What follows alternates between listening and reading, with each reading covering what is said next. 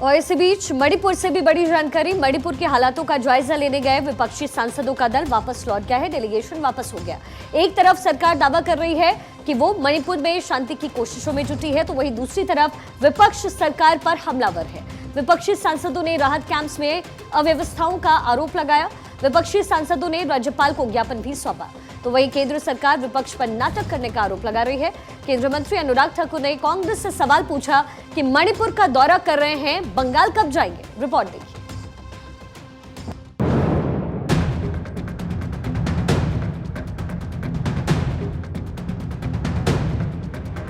मणिपुर के हालातों का जायजा लेकर इंडिया गठबंधन के सांसदों का प्रतिनिधिमंडल वापस लौट आया है। वापस लौटकर विपक्षी सांसदों ने केंद्र सरकार पर निशाना साधा। मणिपुर हिंसा को लेकर सियासत गरमाई हुई है। इंडिया गठबंधन के सांसदों ने बीते दिन मणिपुर में राहत शिविरों का भी दौरा किया और लोगों से उनकी तकलीफों के बारे में जाना। सभी सांसदों ने राज्यपाल अनुसुईया उइके से इम्फाल के राजभवन में मुलाकात की और शांति बहाली की अपील की। मणिपुर की राज्यपाल अनुसुईया उइके से मुलाकात के बाद इंडिया गठबंधन के प्रतिनिधिमंडल ने मीडिया को संबोधित किया। कांग्रेस सांसद अधीर रंजन चौधरी ने बताया कि सभी 21 सांसदों ने राज्यपाल को एक ज्ञापन सौंपा। हमारे वहाँ आज गवर्नर साहिबा से हम लोग मुलाकात किए हैं। गवर्नर साहिबा खुद कह रही थी कि हालात बुरा है। ऑल पार्टी मिलके आप सोचिए, सारे जो गुट है, सारे जो वर्ग है, ये सारे वर्ग की जो नेतागण है, ये सारे वर्ग की नेतागण को एक साथ विचार विमर्श करके आप लोग को समाधान की रास्ता निकलना पड़ेगा। लेकिन सरकार की तरफ से कोई पहल नहीं किया जाता है। अधीर रंजन चौधरी के मुताबिक विपक्षी सांसदों के प्रतिनिधि मंडल ने राज्यपाल से अनुरोध किया कि वे केंद्र सरकार को पिछले 89 दिनों से मणिपुर में कानून और व्यवस्था के खराब हालात के बारे में अवगत कराएं। उधर कांग्रेस ने आरोप लगाया है कि जो राहत शिविर बनाए गए हैं उनमें खस्ता हालत है। कांग्रेस सांसद फूलोदेवी नेताम ने आरोप लगाया। फूलोदेवी ने कहा कि एक हॉल में 400 से 500 लोग रह रहे हैं। राज्य सरकार उन्हें केवल दाल चावल मुहैया करा रही है। बच्चों को पूरे दिन खाने के लिए और कुछ नहीं मिल रहा है। शौचालय या बाथरूम की भी कोई सुविधा नहीं है। जिस तरह लोग शिविरों में रह रहे हैं वो हृदय विदारक है।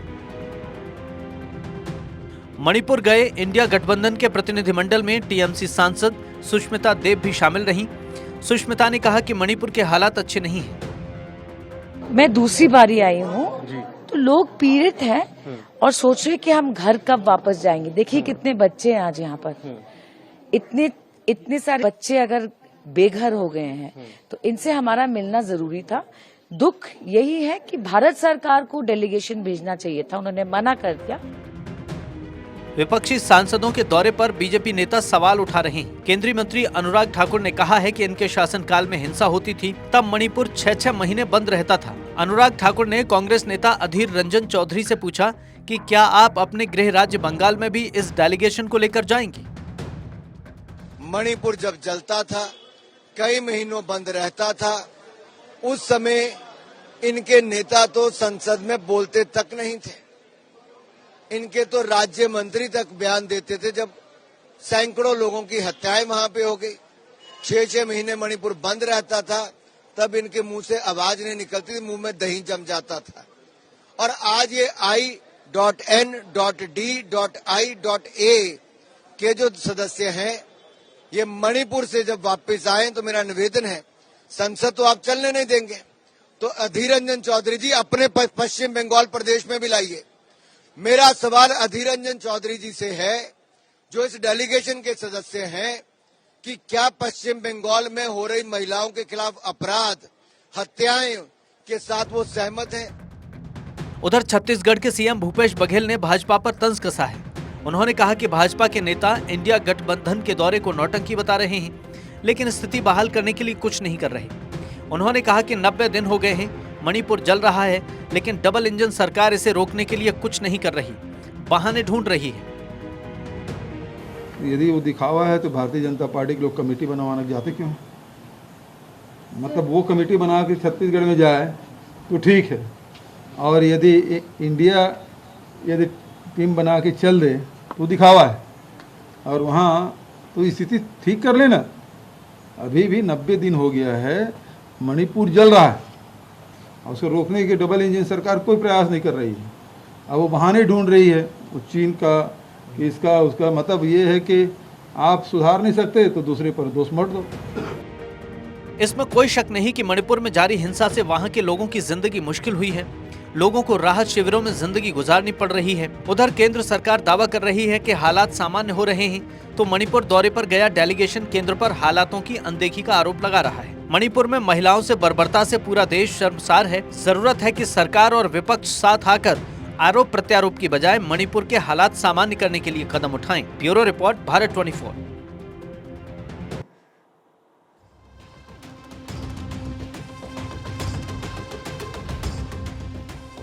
और इसी बीच खबर अब उत्तर प्रदेश से।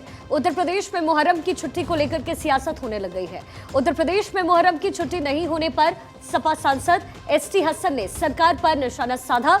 उन्होंने कहा कि इस वक्त होड़ लगी हुई है, जो मुसलमानों को जितना ज्यादा टॉर्चर करेगा वो इतना बड़ा अपने दल में नेता होगा।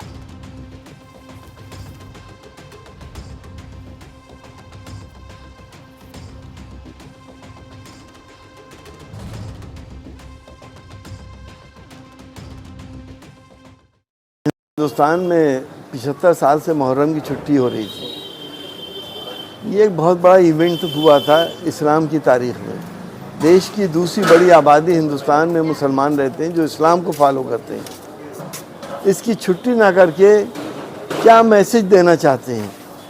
हमने कई बार इस बात को कहा है कि ये सरकारें मुसलमानों को टॉर्चर करके अपना उल्लू सीधा करना चाहती हैं और वोट पोलराइज करती हैं। और इसी बीच प्रधानमंत्री मोदी के मन की बात कार्यक्रम के 103वें संस्करण का आज प्रसारण किया गया। अपने कार्यक्रम में प्रधानमंत्री मोदी ने हज करने वाली मुस्लिम महिलाओं का जिक्र किया। उन्होंने कहा कि बिना पुरुष साथी या महरम के हज करके लौटी महिलाओं ने उन्हें एक पत्र लिखा है। प्रधानमंत्री मोदी के स्टेटमेंट के क्या कुछ मायने हैं, आपको रिपोर्ट के जरिए दिखाते हैं। ये चिट्ठी उन मुस्लिम महिलाओं ने लिखी है जो हाल ही में हज यात्रा करके आई है। प्रधानमंत्री मोदी ने मन की बात कार्यक्रम में मुस्लिम महिलाओं का जिक्र किया। उन्होंने कहा कि मुझे उन मुस्लिम महिलाओं से भी बड़ी संख्या में पत्र मिले हैं जो हाल ही में हज पूरा करके लौटी हैं। इन महिलाओं ने बिना किसी पुरुष साथी या महरम के हज किया।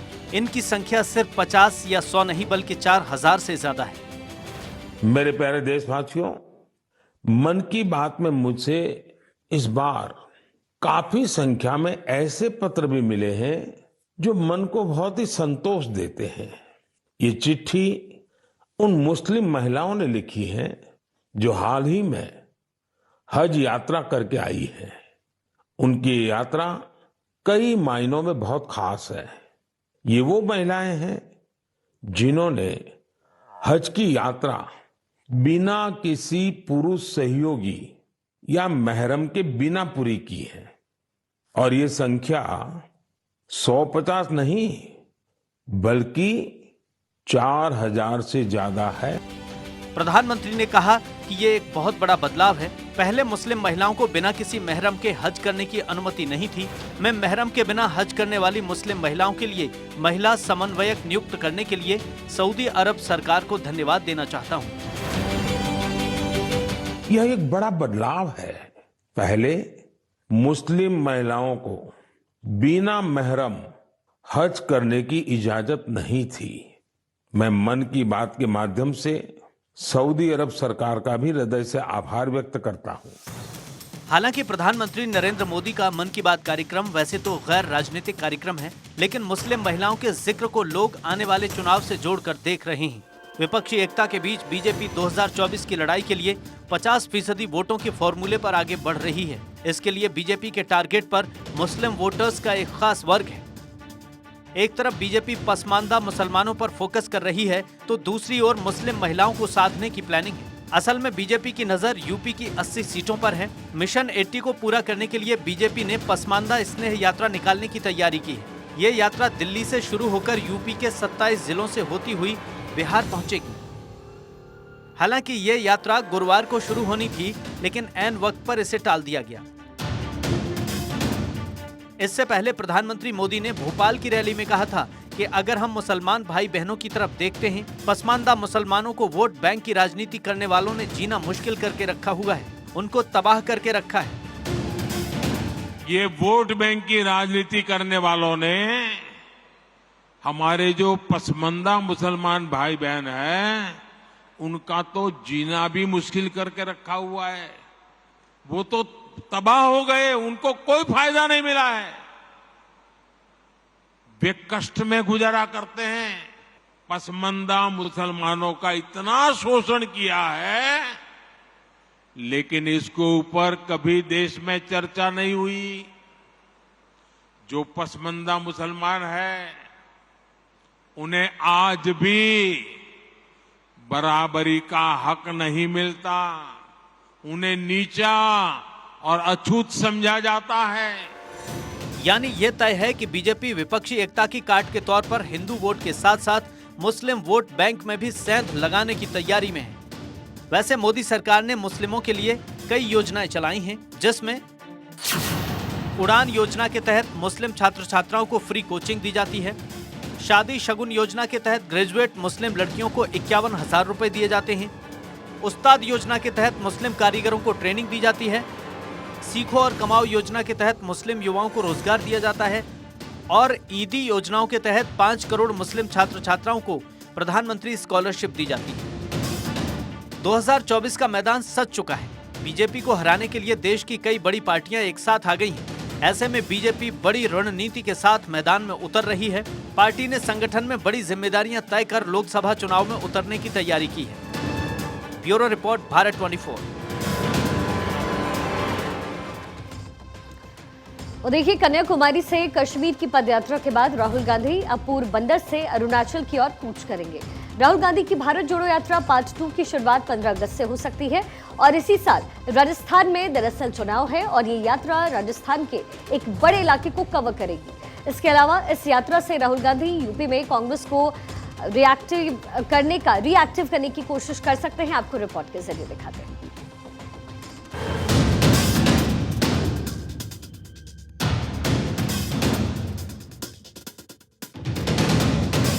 विपक्षी गठबंधन बनने के बाद कांग्रेस एक और बड़ा दांव चलने जा रही है। राहुल गांधी एक और भारत जोड़ो यात्रा की शुरुआत करने जा रहे हैं।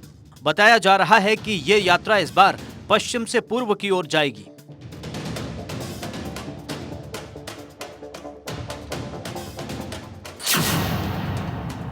गांधी जी की जन्मस्थली पोरबंदर से होगी शुरुआत। 15 अगस्त को शुरू हो सकती है भारत जोड़ो यात्रा। गुजरात, राजस्थान होते हुए यूपी में पहुंचेगी यात्रा। 2 से 3 दिन प्रयागराज में रहेगी राहुल गांधी की यात्रा। इस बार भारत जोड़ो यात्रा में अखिलेश यादव, तेजस्वी यादव समेत विपक्ष के कुछ बड़े चेहरे शामिल हो सकते हैं। दिग्विजय सिंह को यात्रा का प्रभारी बनाया गया है। कर्नाटक और हिमाचल प्रदेश के विधानसभा चुनाव से पहले भारत जोड़ो यात्रा निकाली गई थी। इसका फायदा कांग्रेस को दोनों प्रदेशों के चुनाव में मिला था। ऐसे में अब आगामी 5 राज्यों के विधानसभा चुनाव से पहले एक बार फिर कांग्रेस ने भारत जोड़ो यात्रा निकालने का खाका तैयार किया है। उम्मीद की जा रही है कि इससे राजस्थान चुनाव में फायदा होगा। राजस्थान में इस साल के अंत में विधानसभा चुनाव हैं। गुजरात से शुरू होकर राजस्थान पहुंचेगी राहुल गांधी की यात्रा। राजस्थान के 10 लोकसभा और 60 विधानसभा क्षेत्रों को कवर करेगी। राजस्थान के बाद यात्रा यूपी पहुंचेगी। प्रयागराज में यात्रा 2 से 3 दिन रुकेगी। इस यात्रा से कांग्रेस यूपी में अपनी खोई हुई जमीन तलाशने की कोशिश करेगी।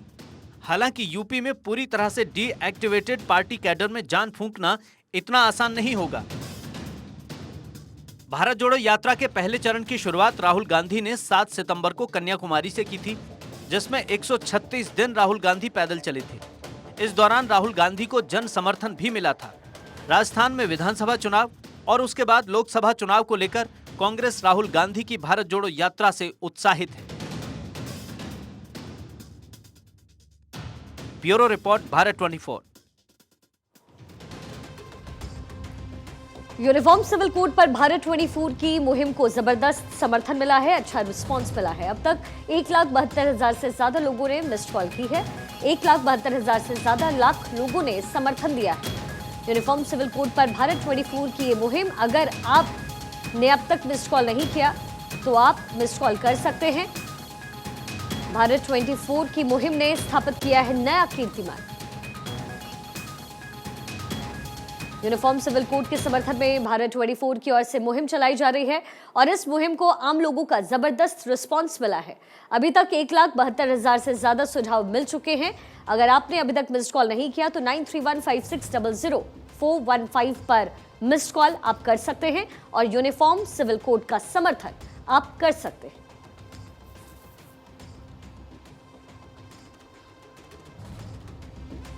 यूनिफॉर्म सिविल कोड पर हमारी मुहिम को जबरदस्त समर्थन मिल रहा है। अब तक 1,72,000 से ज्यादा मिस्ड कॉल हमें मिल चुके हैं। 1,72,000 से ज्यादा लोगों ने अपना समर्थन दिया है, अच्छा रिस्पांस मिला है। आप भी भारत 24 की इस मुहिम का हिस्सा बन सकते हैं।